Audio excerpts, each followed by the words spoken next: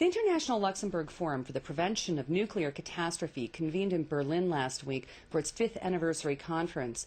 While I attended the conference, I asked the former U.S. Secretary of Defense William Perry if, in his view, it's legitimate to employ cyber warfare and other non-military means to sabotage Iran's nuclear program. Well, on the one hand, I would say that I understand enough about computers to know that these techniques can be very, very effective. Secondly, I also understand enough about computers to know that they cut both ways.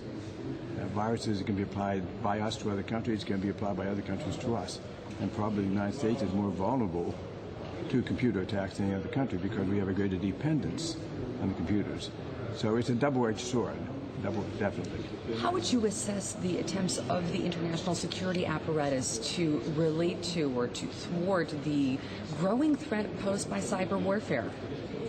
It would seem to me that the first step in that area is the key nations involved getting together and agreeing that cyber warfare and cyber terrorism are a threat to all of us, not just to one nation, and find some ways of bringing that under control. We need something like an arms control measures in the field of cyber. It has to begin with all nations understanding that what they can do to other countries can be done to them as well, and that we should work together to try to keep that from happening.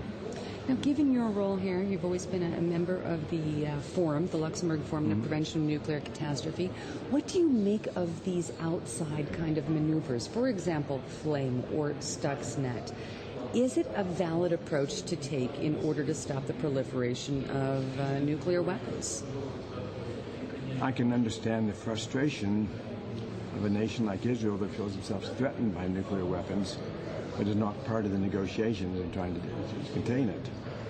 But from the point of view of the United States and the European nations and Russia, I don't think it's a valid approach. We have a diplomatic tool, and we are using that diplomatic tool.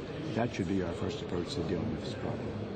In that case, you also don't support the possible targeted assassination of nuclear scientists, even though it may prevent the outbreak of a third world war? I don't support that myself. Okay. I'm not trying to make a judgment on other people doing it, but I do not support it.